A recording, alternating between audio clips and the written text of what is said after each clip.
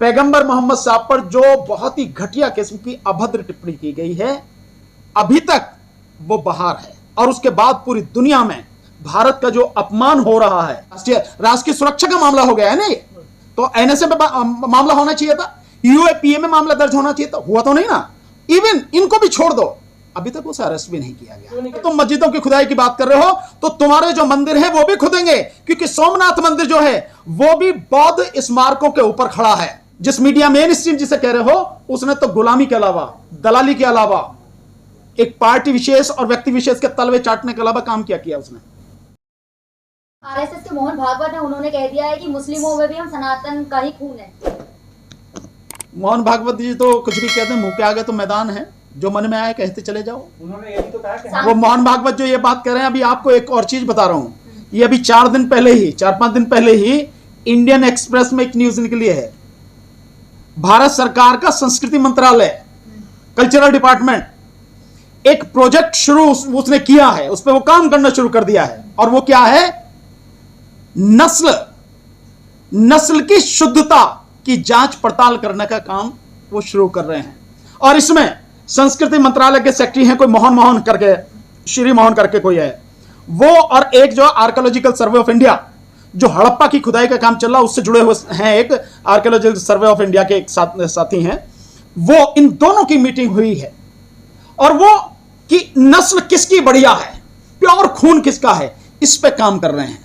तो एक तरफ तो वो काम कर रहे हैं कि प्योर खून किसका है, कौन इस देश में प्योर है। और आपको मालूम है कि इस तरह से प्योरिटी की बात जो हुई थी, कहां हुई थी, ये बात सबसे भयानक तरीके से हिटलर ने की थी, जिसने कहा था कि ये जो नाजी हैं, जर्मनी के जो मूल लोग हैं नाजी, इनका खून बहुत शुद्ध है और बाकी सबका खून अशुद्ध है। इसी तरह को कह के जूस जो हैं उनको बुरी तरह से मारा गया था, लाखों की संख्या में। पहले सवाल उसका जवाब पहले आना दिया।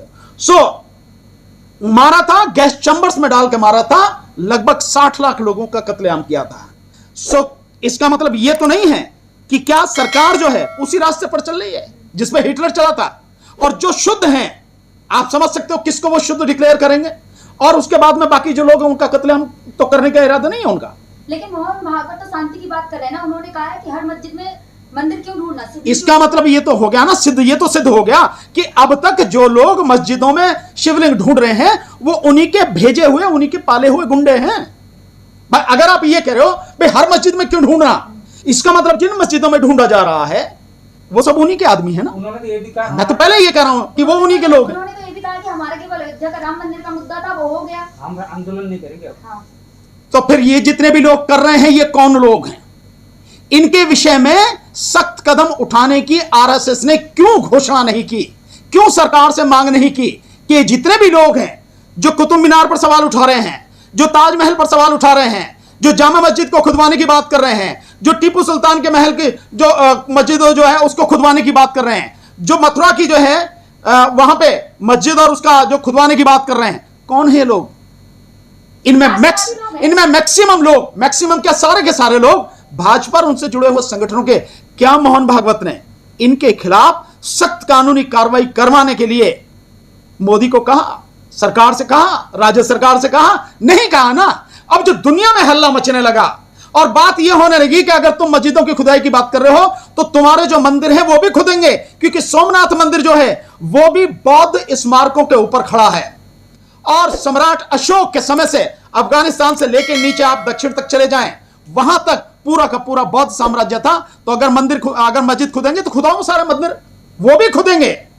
फिर उन मंदिरों को जो तुमने खड़ा किया है बौद्ध स्मारकों के ऊपर, उनकी भी खुदाई होनी चाहिए। यही नहीं, यहां तक कि जो अयोध्या है, इस अयोध्या को उससे पहले क्या कहा जाता था? पुष्यमित्र सुंग के आने के बाद ये अयोध्या की बात हुई, अन्यथा उससे पहले ये साकेत नगरी थी और यहां पर ये बौद्ध नगरी थी, बौद्ध स्मारक थे यहां पर।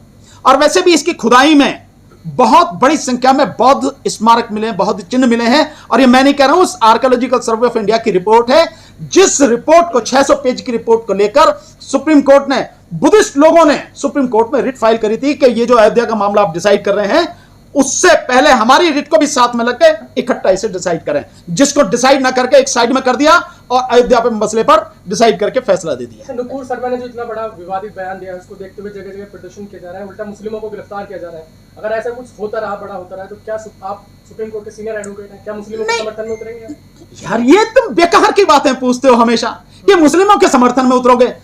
जिसके साथ भी अन्याय होगा, जिसको जबरदस्ती दबाया जाएगा, मैं हमेशा न्याय के हित में उनके साथ में खड़ा होऊंगा, हमेशा। वो चाहे मुस्लिम हो, चाहे हिंदू हो, चाहे वो बौद्ध हो, जैन हो, सिख हो, ईसाई हो, पारसी हो, कोई भी गरीब हो, कोई भी अमीर हो, अगर किसी के साथ अन्याय होगा और मुझे उसकी जानकारी होगी तो अपनी सामर्थ्य के अनुसार मैं उनके साथ में खड़ा होऊंगा। 2014 के बाद तो ज्यादा अत्याचार मुस्लिमों पे हो रहा है ना सर? बिल्कुल हो रहे हैं, बिल्कुल हो रहे हैं, और हमेशा मैं उनके साथ में रहा हूं जो उनके साथ हुआ। लेकिन इस बात का हल मुस्लिम समाज को ही निकालना पड़ेगा। लेकिन सर जो जब ये सारी चीजें हो रही हैं, सो इस सारी चीजों के विषय में बैठ के अच्छी तरह से आकलन करके ये बंद हो, इसके लिए रणनीति मुस्लिम समाज को ही बनानी पड़ेगी। उनको साथ में उन लोगों को भी लेना पड़ेगा जो लोग निष्पक्ष बात कहते हैं, न्याय के हित में हमेशा आवाज उठाते हैं, अन्याय के विरोध खड़े होते हैं। लेकिन सर जो मोहन भागवत ने बयान दिया, उसके बाद जो राष्ट्रीय हिंदूवादी लोग हैं वो मोहन भागवत को ट्रोल कर रहे हैं। ये सब नौटंकी है। मोहन भागवत को ट्रोल करेंगे, इतनी औकात है हिंदू? क्या बात कर रहे हो? हिंदू संगठनों की इतनी औकात, मोहन भागवत को ट्रोल करेंगे? जो इंसान, जिस इंसान के इशारे पर इस देश की केंद्र की सरकार चलती है, राज्य सरकारें चलती हैं बीजेपी की, जो पत्ता भी नहीं हिलता उनके बिना, आप कह रहे हो उन्हें ट्रोल करेंगे? ये सब नौटंकी, ये सब ड्रामे जो है ना, ये सारी की सारी चीजें। कुछ लोग नुपुर शर्मा की जो सस्पेंशन है उसको गलत बता रहे हैं, कह रहे हैं कि बीजेपी को ये कदम नहीं उठाना चाहिए। ये बेकार की बात है। किसे क्या करना है, क्या नहीं करना, मैं तो बहुत सिंपल सा है।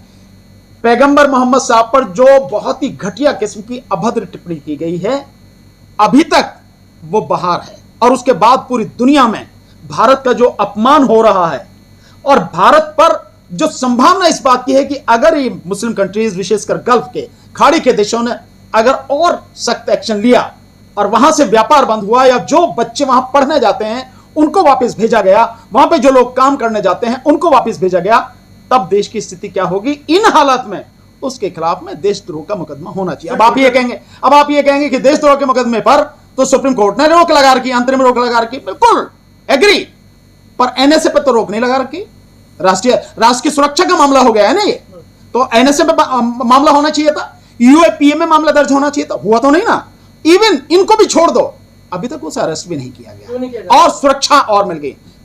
क्यों नहीं किया जाएगा भाई? उन्हीं की सरकार, उन्हीं के आदमी, उन्हीं के द्वारा छोड़े गए, उन्हीं के द्वारा संरक्षित, इसलिए नहीं हो रहा। महाराष्ट्र पुलिस ने तो सम्मन भेजा है। बहुत अच्छी बात। महाराष्ट्र पुलिस ने मुझे जानकारी नहीं है कि पुलिस ने भेजा या कोर्ट ने भेजा। नहीं, मुझे नहीं है, सम्मन आया है, तरफ से आया सम्मन। नहीं मुझे नहीं पता कि पुलिस ने भेजा है या कोर्ट ने भेजा है। अगर भेजा है तो वहां एफआईआर हुई होगी, लीगल एक्शन जो भी होगा वो लेंगे।